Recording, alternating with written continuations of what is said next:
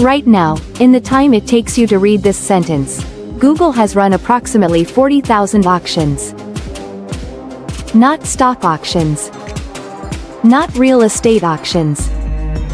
Auctions for your attention. Every search you type.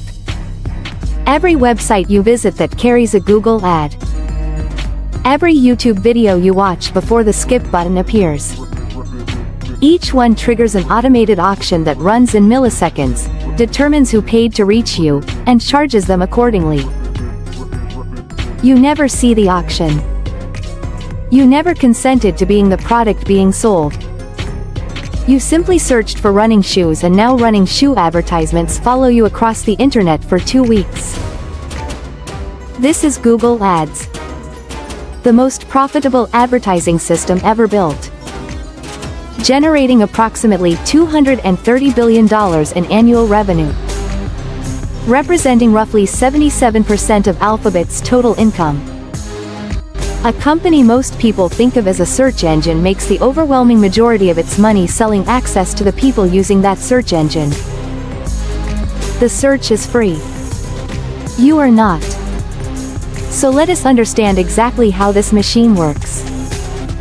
Because it is more sophisticated, more pervasive, and more consequential than most people who use it, on either side of the transaction, fully appreciate. Google Ads launched in 2000 under the name Google AdWords. The original concept was straightforward. Businesses pay to appear alongside search results relevant to their product. You search for a lawyer. Lawyers pay to appear at the top of that search page. The pricing mechanism was the innovation. Not a fixed rate. An auction. Businesses bid against each other for placement. The highest bidder wins visibility. Except it is not purely the highest bidder. Google added a second variable called quality score. An algorithmic assessment of how relevant and useful the ad is to the person searching. A highly relevant ad with a lower bid can outrank a less relevant ad with a higher bid. This was genuinely clever. It aligned Google's financial incentive with user experience. Better ads perform better. Advertisers are rewarded for relevance. Users see more useful advertisements. It also gave Google a subjective variable it controls entirely, quality score, that determines outcomes in billions of auctions every day. The criteria are published broadly, but the precise algorithm is not. Advertisers optimize for a system whose full mechanics they cannot see. The Google Display Network extended this model beyond search. A network of over 2 million websites and applications that carry Google advertisements. When you visit a news website and see banner advertisements, the majority are served through Google's infrastructure. The website owner receives a portion of the advertising revenue. Google takes its cut. The advertiser reaches you wherever you are on the internet, not just when you are actively searching. Google search advertising works on cost per click. The advertiser pays only when someone actually clicks the advertisement. This felt revolutionary in 2000 when most advertising was charged per impression regardless of engagement. The cost per click in competitive categories has escalated dramatically over 2 decades. In 2005, a click for a legal services keyword might cost $2. Today, certain legal, financial, and insurance keywords cost over $100 per click. A law firm might pay $150 every time someone clicks their advertisement, before knowing whether that person will become a client. The keyword mesothelioma lawyer consistently ranks among the most expensive search terms in the world. Clicks can cost over $300 each. Because the lifetime value of a single successful mesothelioma lawsuit client can be in the millions. The auction reflects the economics of the industry being advertised with almost mathematical precision.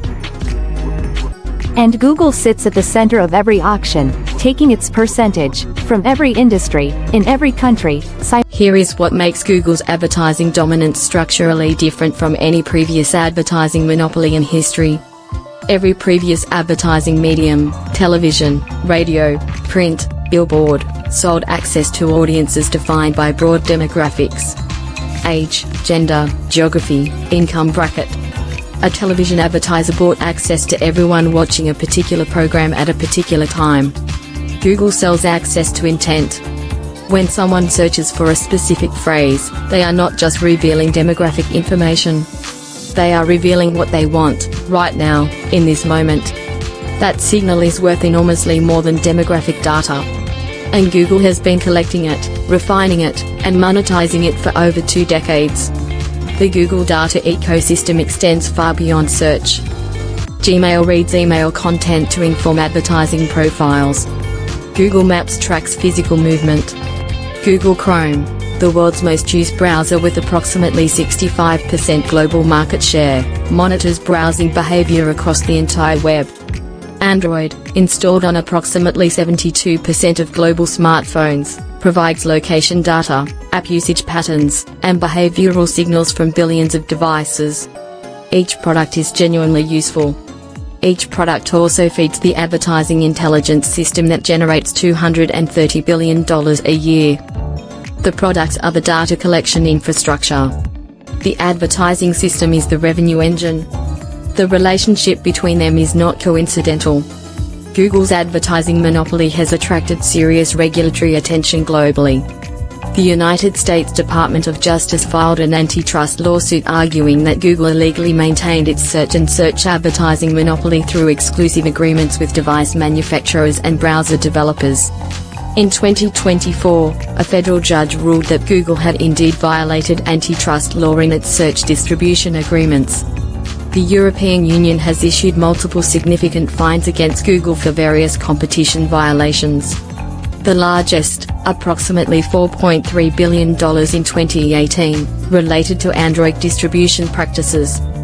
To the company generating $230 billion in annual revenue, a $4 billion fine is approximately a week and a half of income. The fines have not structurally changed the business. The investigations continue. Small business advertising on Google presents its own complicated reality. The platform genuinely democratized advertising access in ways that were not possible before.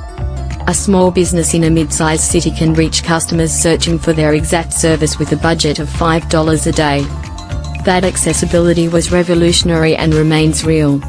But the auction dynamics have shifted over 2 decades. As more businesses adopted Google Ads, competition for keywords increased. Cost per click rose. The businesses with larger budgets, more sophisticated optimization teams, and more data from previous campaigns have compounding advantages over smaller competitors entering the system. The playing field that looked level in 2003 looks considerably less level in 2025. The auction is open to everyone. The winners are increasingly predictable. YouTube advertising, now integrated fully into the Google Ads ecosystem, adds video inventory to the same targeting and auction infrastructure. Advertisers can reach specific audiences on YouTube with the same demographic and behavioral precision as search. The skip button after 5 seconds exists because research showed it increased overall platform engagement. The advertiser pays only if you watch past the skip point or interact with the advertisement. Even the skip button is an optimized data point. So here is the full picture. A $230 billion advertising system, built on behavioral data collected across search, email, maps, browsers, and mobile operating systems. Running billions of real-time auctions daily for access to human attention and intent. Facing regulatory pressure in multiple jurisdictions without structural change to its core business. Simultaneously serving as essential infrastructure for millions of small businesses and as an increasingly expensive system that advantages the largest spenders. All of it invisible to the person at the center of every transaction. You searched. The auction ran. Someone paid. You clicked. And somewhere in that chain, a question that regulators and economists and philosophers of technology are all circling without consensus is sitting quietly unanswered. When a single private company controls the infrastructure through which most of humanity discovers information, makes purchasing decisions, and navigates the commercial internet, and when that company's revenue depends entirely on maximizing the effectiveness of that influence, where exactly does the search engine end and the persuasion system begin? And does it matter that most